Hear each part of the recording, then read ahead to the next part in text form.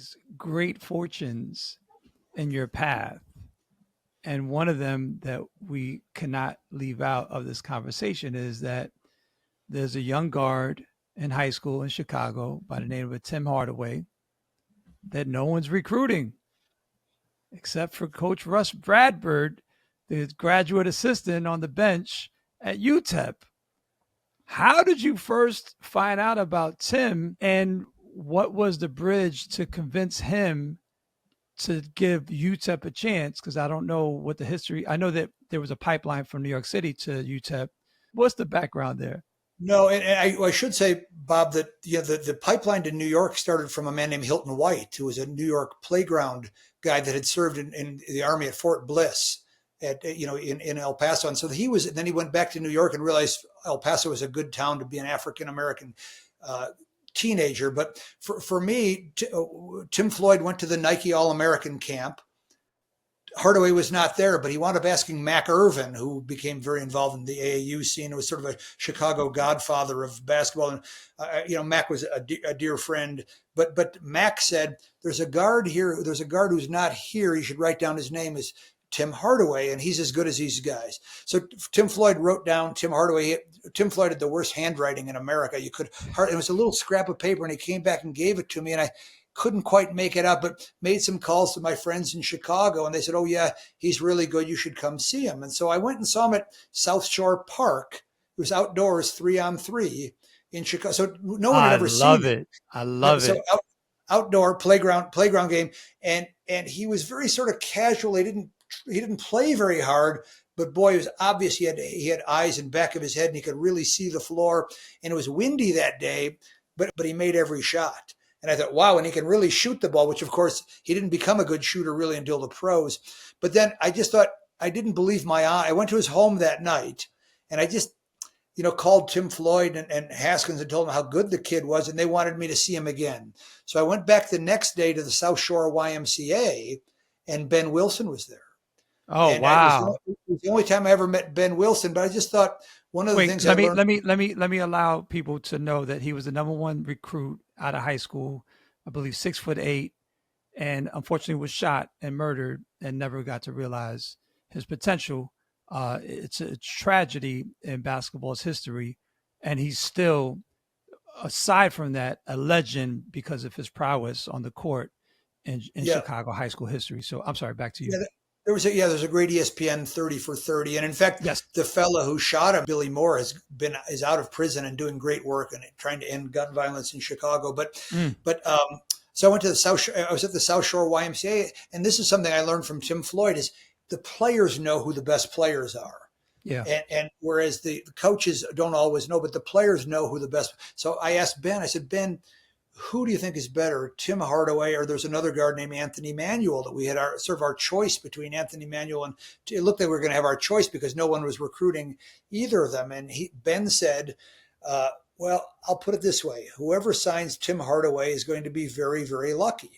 And at that time, Bob, I was still young, even though I was a terrible player. I was still in pretty good shape. So I actually played that day. It was Walt Frazier Jr. was in the game.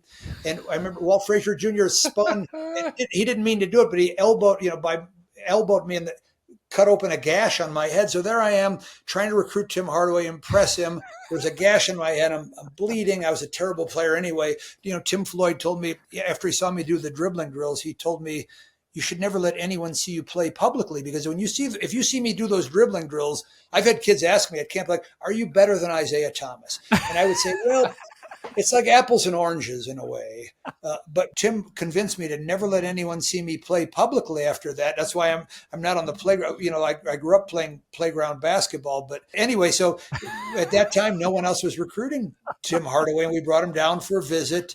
And his coach, I didn't realize this at the time, but his coach was a man named Bob Walters that was the leading touchdown gainer in Arkansas history and got no Division I offers because at that time, Arkansas was not recruiting African-American players. And so Bob Walters had seen the game in 1966 when Don Haskins beat Kentucky saw the impact of that game, and it really moved him. And so most coaches, we wanted to sign Tim Hardaway early. No one was recruiting him. And any coach with any common sense would say, it makes no sense to sign early, Tim. There's only one school recruiting you. But Bob Walters was so moved by the fact that Don Haskins, who changed the color line, wanted, that maybe if Don Haskins had been around at University of Arkansas when he was a great football player, Bob wound up being a Division III football player because no one would recruit him. And I think that he was so moved by the fact that Don Haskins had come to recruit his player that he encouraged Tim Hardaway to sign early. And so it was a confluence of events. But the fact that Haskins had now I never knew that story until I wrote the Nolan Richardson book and about Arkansas, and realized that Bob Walters was a guy that was ignored by the University of Arkansas and surely would have been good enough for you. He scored 98 touchdowns in 2 years, if you can imagine. But that was at a time when that even high school sports were segregated. That he was playing on gravel fields against kids that didn't have helmets and that kind of thing. But was a guy that should have played for University of Arkansas. So I didn't know a lot of this story until I wrote the Nolan Richardson book.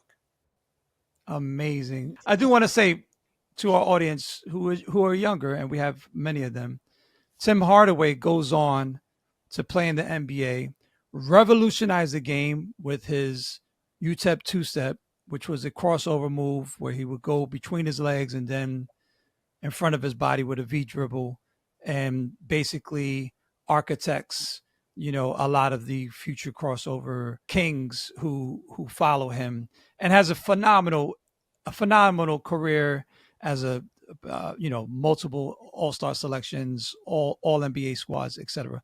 Eric, back to you. Guess what team who desperately needed youth and speed in the backcourt could have drafted him? You're not going to bring up the chose not to. Celtics. Come on, Eric. Please. This is our thing every show. No, the Celtics could have drafted Tim Hardaway and instead chose Michael Smith from BYU, which was one of the worst draft choices in the history of the franchise. Wow. Because they had drafted Brian Shaw and then lost Brian Shaw to Italy. And Tim Hardaway was sitting right there Yeah. and didn't take him. Bob, there are so many